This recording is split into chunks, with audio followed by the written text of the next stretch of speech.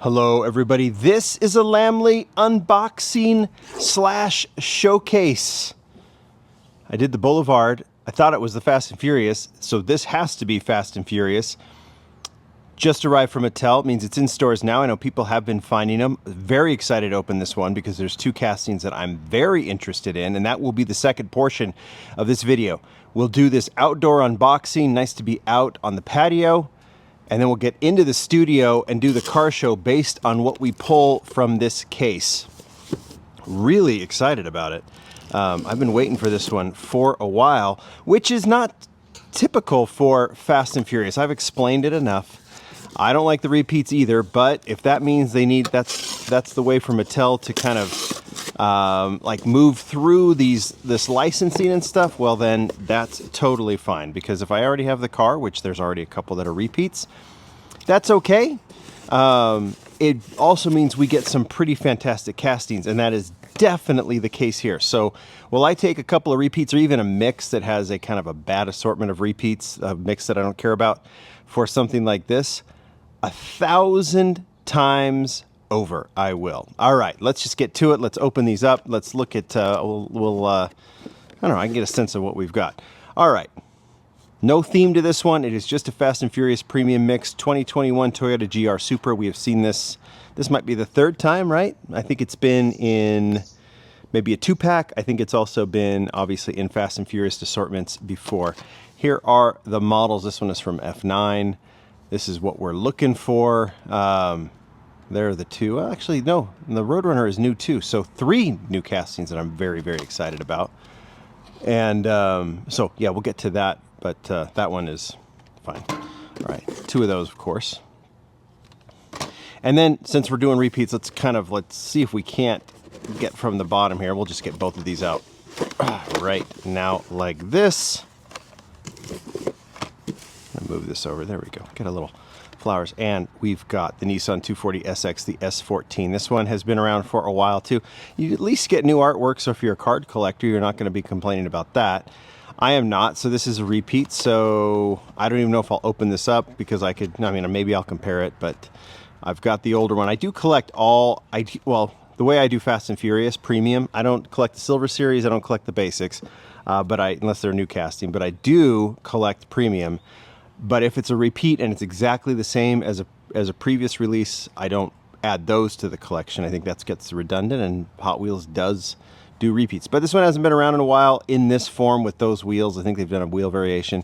So I know there'll be people happy. And this one will probably be one of the first ones to go anyway. We've seen that with the black Skyline and anything R34. They could do it 1,000 times and that'll still be the first thing to go. All right, now it's the new castings. This is what I'm more interested in, and we start with the 1970 custom Plymouth Roadrunner. Art is fantastic. What movie is from? Furious 7.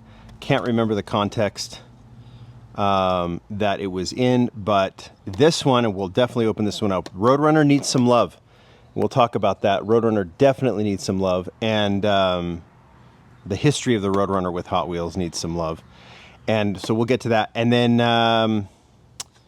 yeah, Brendan Vitesky did this one. That's what I was going to get to.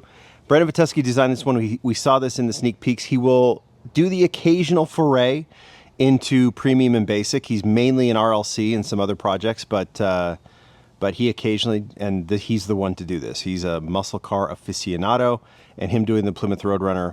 This one's interesting history. So we're going to do an interesting history. So we're going to do a car show on this one. I totally forgot about that. This will be really good. So I'm going to put that one right there. 2 of those, of course. I'm excited about that one. Really excited about this one, because the Koenigsegg also needs some love with Hot Wheels, and we'll talk about that. We'll go a little bit into this for the car show. This is the Koenigsegg CCXR, Ron Wong design, and yeah, we'll just get to that in the car show. Really, really excited about this one for sure. Koenigsegg we've desperately needed to have a really, really good Koenigsegg, and we do. Here, I'll put this like that for now. 2 of those, of course. Poor decision trying to stack that. So 2 Koenigsegg's, 2 of everything, right? There's no question on that. And then this is the third one that might be the one that I'm most interested in. This is the Lamborghini LM002. I just posted, when I'm filming this, I just posted today. Well, when is the Koenigsegg from? I posted a Lamborghini video. I could have included this, but I hadn't opened this one. This one's from Fast 5. That's, they got rich, right? Or the government bought these for them. Twin Koenigsegg's, I think. That was I do remember that one. Two of the characters. Ludacris was one of them. Fast and Furious. Was this one of The Rock's cars? Maybe? I don't remember. The Fast and the Furious was the original. So this is one of the sequels, right? Anyway, okay. Lamborghini LM002, 002. We could do the Euros for this one, but this one's just so original, so excited about it. Matchbox does this casting. This premium's going to surpass that pretty easily, but we can maybe compare those two if you want. It won't be a good one. I like the Matchbox version, but this won't be a good comparison. This is fabulous. Some good weight to it. Really excited. This is exactly why I like having the Fast and Furious line. We have an all-black LM002, and we get it because of the Fast and Furious line. Again, I don't have much passion for the movies other than the fact that they bring us awesome Hot Wheels. That's what I like the movies for. All right. And then, of course, 2 of those. So 2 repeats, but 3 fabulous new models. Remember, we had a mix like this, was it last year or the year before, where we had the Porsche, the Mercedes last year. Porsche, Mercedes, and the Toyota Land Cruiser. That's the vibe here, because all 3 of these are great. Great muscle. So this could be the Land Cruiser continuation, this could be the Porsche continuation, and this could be the Mercedes, so to speak. But 3 fantastic new castings that as soon as you remove the packaging, which we're going to do right in a second in the studio, you've got 3 fabulous models no matter where they're from. So all hail the Fast and Furious premium line. I'm all for it. Repeats aren't going to kill it for me because we get this. Let's open them up. All right, let's talk about the new castings. Very excited for all 3 of these. We will start with the Lamborghini LM002. Very excited to see this one. I don't remember, like I said in the unboxing portion, the context of this one. I think I would assume that The Rock drove this. And it looks fabulous. Before we even open it up, I don't have, for the car show, I don't have much to show here. I could have gone, and maybe I will do one day. I think I've done this before, like all black, plain black Fast and Furious, like cars and or SUVs. You go to the Defender, I think there's a Land Rover 90. All that's fine, but we got a lot to do on these 2. But this is a poor one. I did remember that Matchbox has their LM002, and it's a pretty sad comparison. Now, I've always liked this Matchbox version, but it now just looks way too small compared to the Hot Wheels. I don't know, maybe the Hot Wheels is too big, but, you know, this one, and Matchbox had some issues with that, but I did pull out this black one. I don't know if I have all of the LM002s, but I have most of them, and yikes. But we'll put that one over here in the background. But let's open this one up. I'm really excited about it. And yeah, I don't need, it's part of my Matchbox collection. I'll probably keep it, but it sure has hurt my perception of it after this one. Try not to compare, well, I mean, Matchbox and Hot Wheels, sometimes you do have to compare. All right, this is fabulous. Jet black, totally plain. Plain in a good way, right? Headlights, tail lights, Lamborghini logo on the side, in the back. This thing is so cool. So cool. And if you didn't have certain Ferraris and things, this would be a candidate, and maybe it still is, candidate for model of the year. It just has a lot of bulk and weight to it. It looks menacing. It's really, really well done. I'm assuming this is a Ron design. I'll have to ask him. But it looks really, really good. I don't have much to say about it other than I'm happy it's here, and give me a ton of them. The Matchbox, like, why do I keep doing this? The Matchbox has given us several colors here. See, I've got yellow, red. This big cat was never released, but it's anyway. That was a premium of some sort. This blue and gray, and the black one goes right here in this slot. But I mean, nice colors. If Hot Wheels is able to give us this in those colors, I will be absolutely, positively thrilled. All right, we got 2 more to do. I'm gonna just put this one right here. Well, here's what we're gonna do. Got to get this parking lot situated. All right, I mentioned with the Roadrunner and the Koenigsegg that they're getting proper. They're getting a proper version.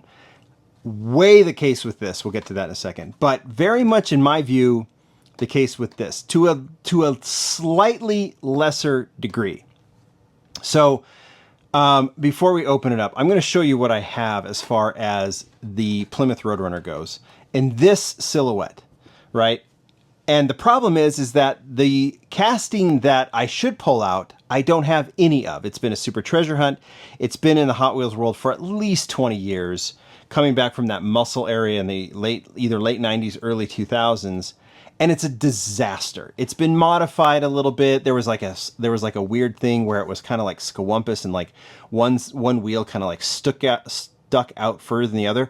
You could go on, say, eBay or Hot Wheels Wiki or something like that and look it up and you'll see it. And there's been some cool versions of it, cool graphics, but it's just not a good casting. It sits really, really high.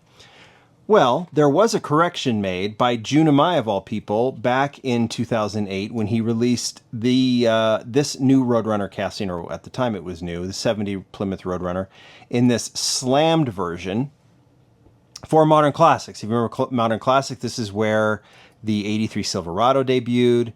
They were metal chassis, metal body with this kind of Spectraflame paint and all OH5 wheels to give it that kind of modern vibe. So he gave this a classic Roadrunner, very modern feel, and it's really cool.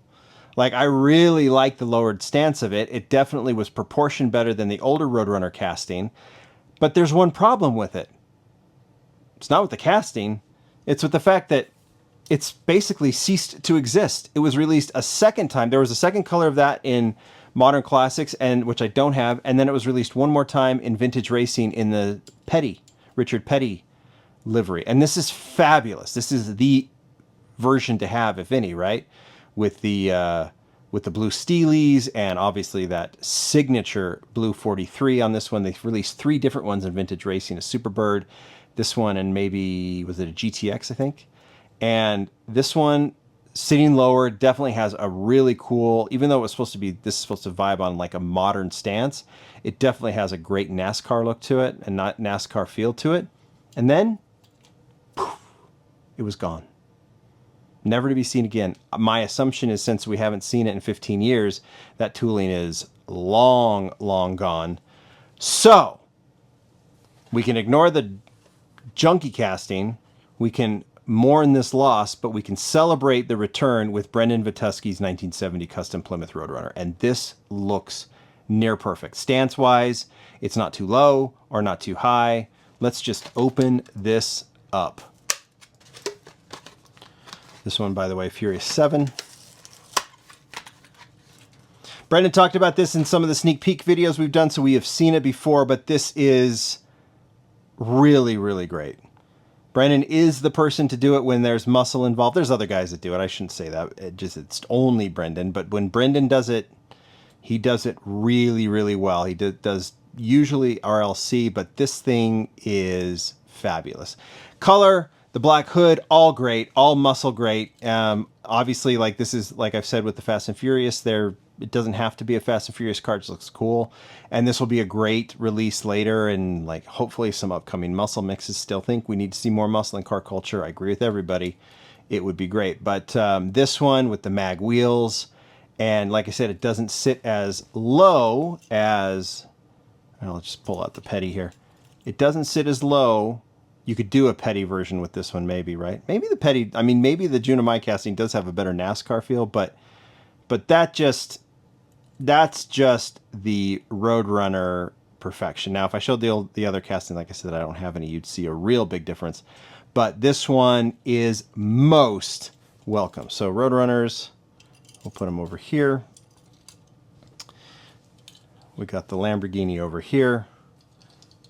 Put the Matchbox kind of just out of the shot. And let's talk Koenigsegg. All right.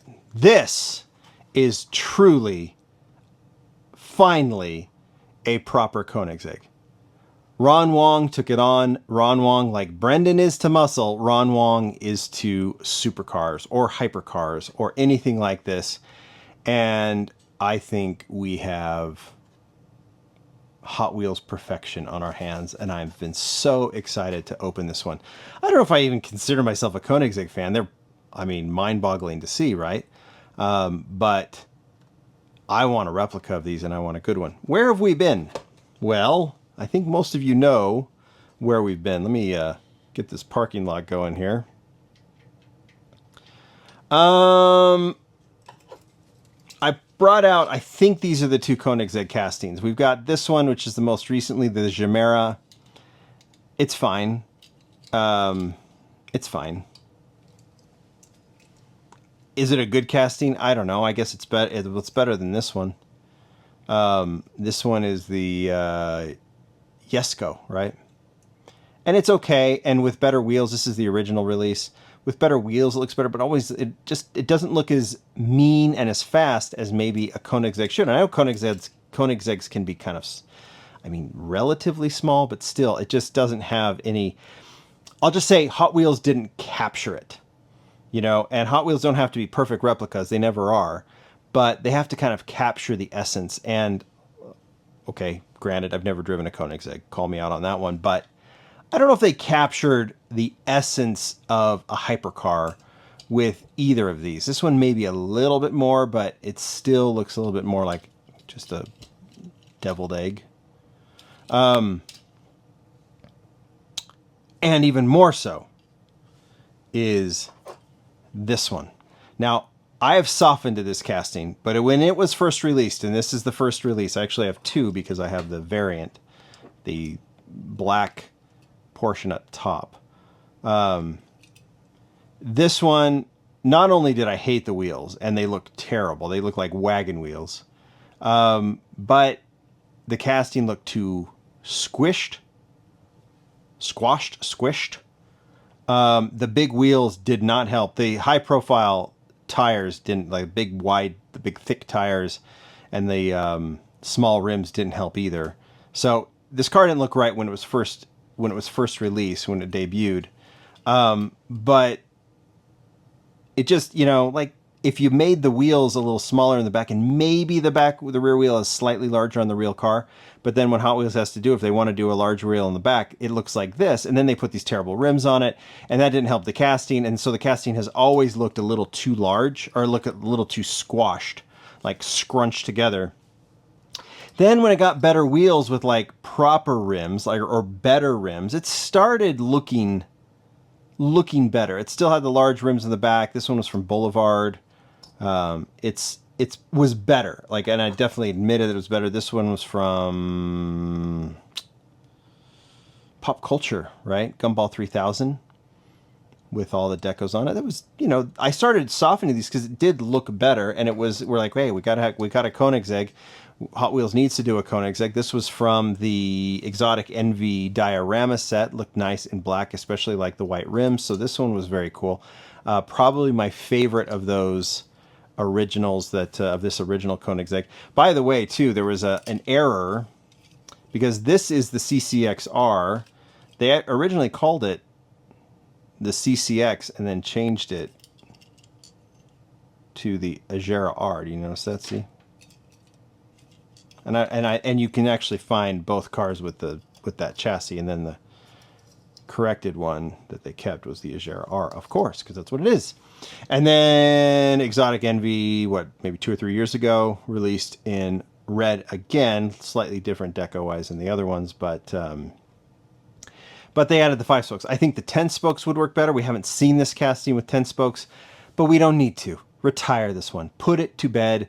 Send it away. I will keep this collection of the Koenigsegg's because it's an interesting model, but it is absolutely positively irrelevant now that the CCXR is out. So let's get this one open up.